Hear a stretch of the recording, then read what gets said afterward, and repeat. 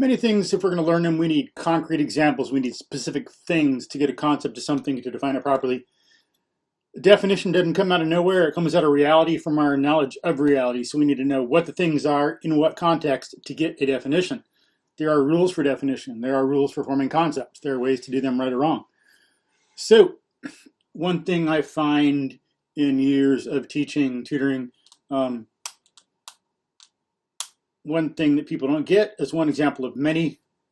Forming a concept, defining something, could be adverb, could be synecdoche, could be a rhetorical device, could be bond angle, could be quantum mechanics, derivative, integral, classical literature, romantic literature, poem, force, logic, whatever, anything we think about and need to define above the level of something like what's obvious, like a dog. Unless you're a scientist, then you might need to define a dog. But projectile, we need examples. As I say, I find that a lot of people don't get it. They have problems to do on projectiles, and because people are just talking in words, not enough is done about logic as it should be. The teachers, scientists are not given the education they deserve to get and should get. You know, interest might be in the right place, heart's in the right place, but without the proper tools, we can't do it. You can want to build a house as much as you want, but if you ain't got the materials, you ain't got the tools, it ain't gonna happen. Or a good relationship, you ain't got the material, you ain't got the tools, it ain't gonna happen. You know, I think we're clear on those. But for projectile, for example, as I say, the way Galileo got it, when we look back at basic things, we got all these things moving in the world. That's what we got to focus on. What would be the easiest thing to study? What Galileo first did, people before him, we study motion, constant velocity. Go at constant velocity or average velocity for a certain time, certain speed, takes a certain distance, certain speed, takes a certain time to do it. That can be figured out pretty straightforward. 100 miles in 24 hours, you know, you can do that and get the speed. Or people can figure out, and people used to be professional pacers a long time ago. They'd know how fast they're going to go. Well, they would really just know how fast their step is and count their steps, but then they could know that in time. But horizontal, kind of taken care of with things like that. Then, you know, for different rates of motion, different time or distance, you can figure out the other one. And the thing that was difficult, one thing, you know, was getting vertical motion. When things drop, that was one thing Galileo had to figure out. Before we could figure out any of the other fancy motions, like what's going on when something falls. And clearly that's falling things. We know what constant speed is, or average speed. Things are moving along. People run, birds fly, horses run, things like that. Horses walk, we walk, fish swim, all this stuff goes a distance. And then using inclined planes to slow down the motion or kind of dilute it, D-I-L-U-T-E-D, to kind of dilute the fall. He would use an inclined plane. And then having two, you know, goes down, see how far it goes up and all this. It's like a pendulum.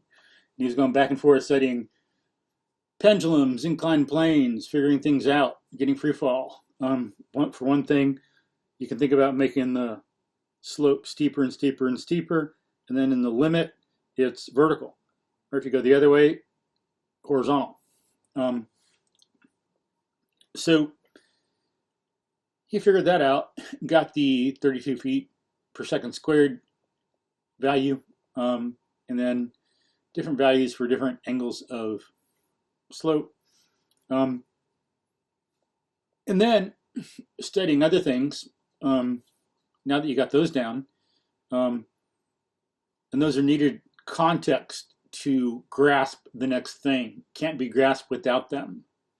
So then we got these things that we throw.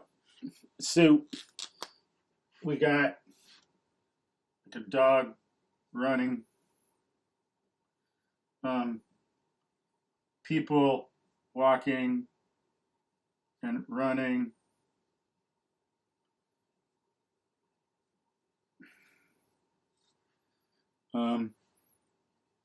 wagons moving. Maybe it looks like a deer. So things moving, stuff rolling on the ground, a ball rolling. Then you got all kinds of things falling.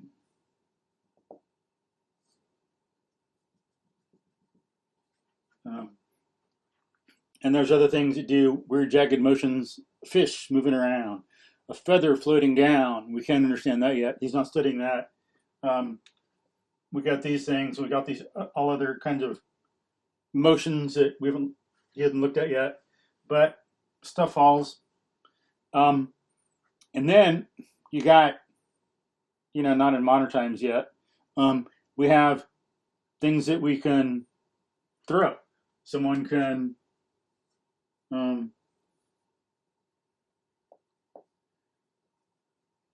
have a rock. Be the wrong way. Yeah, I guess down and up.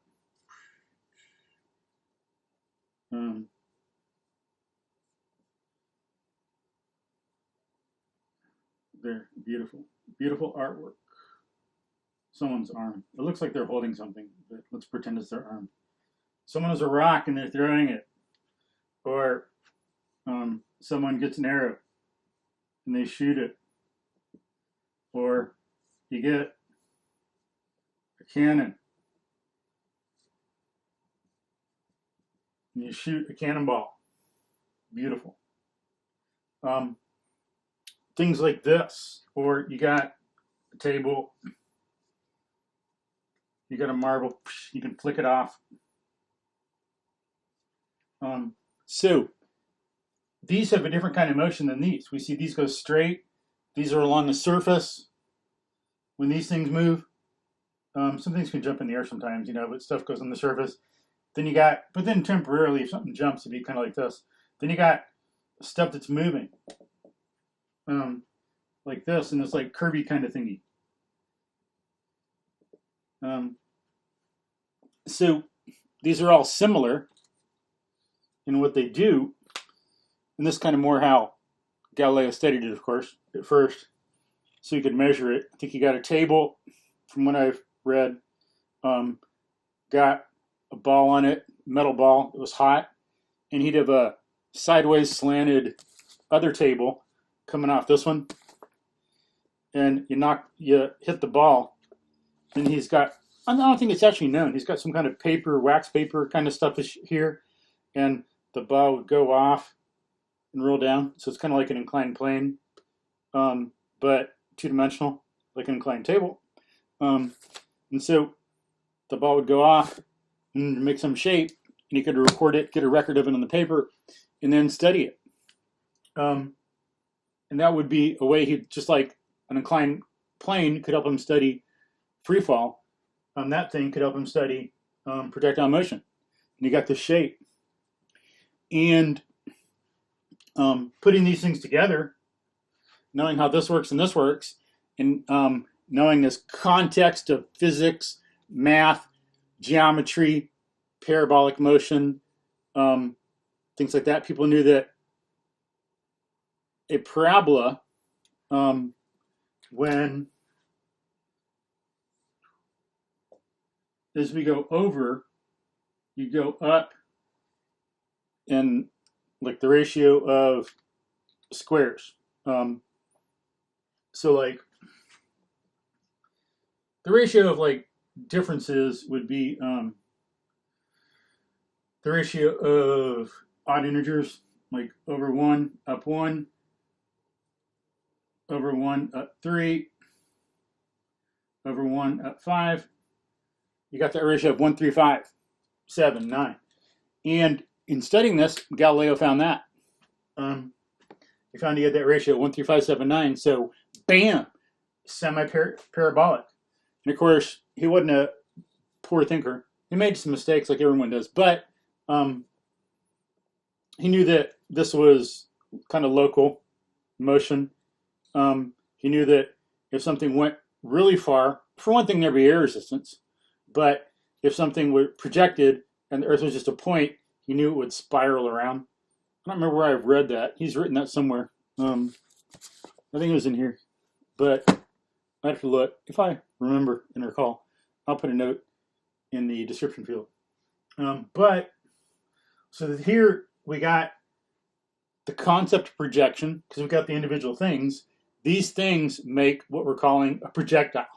We get these things and classify them in contrast to others. And nowadays, of course, we can contrast them with a jet plane, a missile, things like that. And then while we're at it, you can like a feather or a leaf falling. Beautiful leaf, oak leaf, water oak. But you got a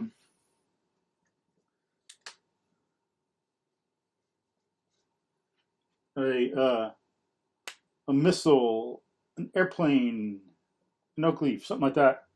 And these are self-propelled. So maybe they go in some shape, but they're self-propelled. Whereas these, there's no force acting on them once they go. Initial force, and then they're going at some constant horizontal velocity, and all that's happening to them is they're being pulled down. And that's a more advanced thing. Things we throw like this are projectiles. We project them. They're not self-propelled. They're not like these. They're not going up like a balloon in water or a balloon in air. So these things are what we're classifying with the concept of projectile. And once some students know this, it is much easier to figure out what the heck's going on in some problems. And you can start to think about it, where you get something, throw it up, what happens? You can tell it's hard to see, and then you can see it at the top, it stops. So these things, we know, they have to go up and stop and then come down. Besides, if you're going from up motion to down motion, you go from positive to negative. What happens in between? You got to go through zero. So with these things and talking about them and seeing what they mean, seeing what they're like, thinking about cause-effect relationships, then some word problems are easy. People get it. But without knowing what in reality people are talking about, they're clueless. They can't form generalizations about concrete things they're unaware of. So it's important to concretize that. You know, I've seen that. And then once we go over some of this, then it's easier. But, you know, one thing I've noticed is like a little reticence to do it because they're not used to it. That's pretty sad. They're not used to looking at reality, being like a good scientist, being like Richard Feynman. When he was young, you know, he learned from his dad. You got to look at the bird. You got to listen to the bird. You got to understand everything about it. You got to understand what it does. You got to notice everything. Focus on reality. That's what Galileo did too. All human reasoning must be placed second to direct experience. It is not about books. It is not about, you know, Galileo did not say, all my reasoning must be placed second to authority. All my reasoning must be placed second to books. All my reasoning must be placed second to some like random paragraph I read. No. All human reasoning must be placed second to direct experience. That's the standard for all of us to talk about. We can talk to other people and learn. It's kind of like a roadmap, but reality is the standard. These things like this. It's very important to be able to see what these things are and draw all kinds of conclusions from them and see how they interact with other things. So, now one thing, one can do, too often people start with some definition and it's meaningless. If one knew rules of definition, one could do that and then reverse engineer where the definition came from. But people don't know, not enough know rules of definition. It needs to be taught more. I mean, I sure the hell didn't for a long time. I wish. But no one should come out of high school not knowing some basic rules of definition. Basic three things. Identify the essence of something in a definition. That's what it does. That's one function. There are some rules of definition. The three main ones are identify the essence of something, state it in terms of genus and differentiate, and then it shouldn't be too wide or too narrow. But that's all a topic for a different thing. But if one knew that, then one could think about, okay, this is what a projectile is. Now, what the hell are we talking about? What are the things that are like this? And what is a contrast? Because if you know to make a concept or make a definition, we must have contrast. We can't get this without contrast to something else. If this is all there is, there's not really anything to form a concept of. You can't differentiate. You can't learn. You can't form generalizations. You know, we got to have this in contrast to some other stuff. Then we could form a definition. But as I say, we could get a definition and think, where would we have gotten that? What kind of things are like that? Like versus what? And what do we know about these other things? What do we have to know first to know about these? We got the stuff, it's going, no force. We've got to know about this first. And it's going up and down. We got to know about up and down stuff first. Then you can reverse engineer it. Then you're still maintaining the process, whichever way you're going. But to look at words only is a total failure. No one really learns anything that way, anything real. So let's please not do that. Use examples, not just as in a platonic way where you throw them out to people who are too stupid to get some like floating abstraction. Minds should be focused on reality, on real things. That's where we should all be looking to make conclusions and to communicate and what we should be talking about. It shouldn't be about reading someone else's mind or making stuff up, or a student trying to guess what some teacher's saying or what maybe they should think in some like airy-fairy world. Everyone should know by the standard of reality what they're talking about. So please focus on concrete things. And we can define things, and there's different ways we can do things. As I say, we can start and do more inductively. We can do something inductively, but we need all the steps to be in contact with reality. For finance. What is a stock? What is a bond? Politics. What is a government? What is capitalism? What is socialism? Don't just go blah, blah, blah. Look at real examples in history, see what they are, and then study their effects. What is heat? What is temperature? What is a molecule? What is a mole? What is a proof in geometry? What is an argument? What is a definition? What is a concept? What is alliteration? Things like that. Examples, and we sum it up with a definition. So let's please, for our own clarity of thought and ability, teachers to communicate to students and actually teach them something, for helping make them better in the real world, to make their thinking focused on reality as a habit, so they can automatically do a lot of that at work and in life. Let's please give concrete examples for everything over and over and over and over and define things. Peace.